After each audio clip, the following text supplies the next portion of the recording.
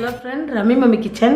இன்றைக்கி நோம்புக்காண்டி நாங்கள் குருமா அரைச்சி ஊற்றி குருமா ஆக்கி போகிறேன். பரட்டின மாதிரி குருமா. எண்ணெய் ஊற்றிக்கிறேன், சட்டி வச்சு எண்ணெய் ஊற்றிக்கிறேன். எண்ணெய் காஞ்சிருச்சு. பட்டை, கிராம்பு, ஏலக்காய் போட்டுக்கிறேன். ஜீரகம், வெந்தயம், சோம்பு எல்லாம் இது போட்டாச்சு. வெங்காயம்,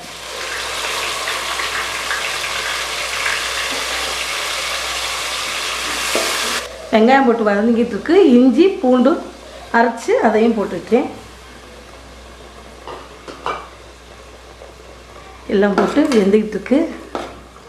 எண்ணெயில் வதங்குது பாருங்கள். வதங்கிக்கிட்டு இருக்கையில் மஞ்சள் பொடி, இஞ்சி பூண்டு எல்லாம் போட்டாச்சு. போட்டு இது பண்ணிக்கிறதுக்குள்ள சிக்கன் கழுவி வச்சுருக்கேன். அதோட இதை சேர்த்துக்கிறோம்.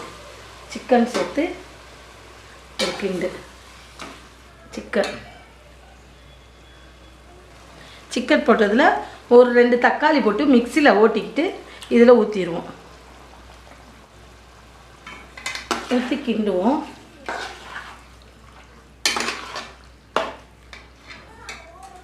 வெந்துக்கிட்டு இருக்கு. அதோட தேவையான அளவு உப்பு போட்டுக்குருவோம்.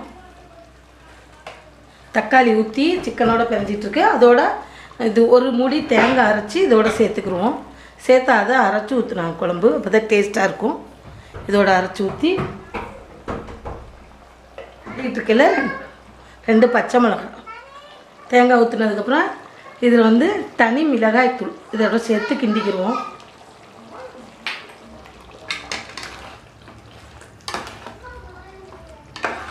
எப்படி இருக்குன்னு பாருங்கள். அரைச்சி ஊற்றின குருமா.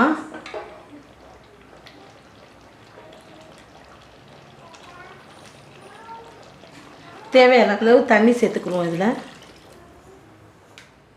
தேவையான அளவு இதில் மல்லிப்பொடி சேர்த்துக்குருவோம். மல்லிப்பொடி சேர்த்து கிண்டி விடுவோம். போட்டாச்சு. இது கொதிக்கிறதுக்கு மூடி வச்சுக்கிறோம். எல்லாம் போட்டு கொதித்து வெந்துக்கிட்டு இருக்கு பாருங்கள். எப்படி வேகுதுன்னு பாருங்கள். அரைச்சி ஊற்றினா சிக்கன் குருமா. இதில் நம்ம கத்திரிக்காய் சேர்த்துக்கிட்டோம்னா டேஸ்ட்டாக இருக்கும்.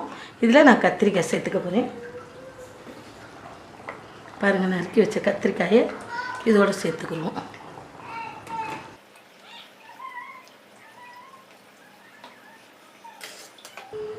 கத்திரிக்காய் சேர்த்து இதோட கொதிக்கட்டும்.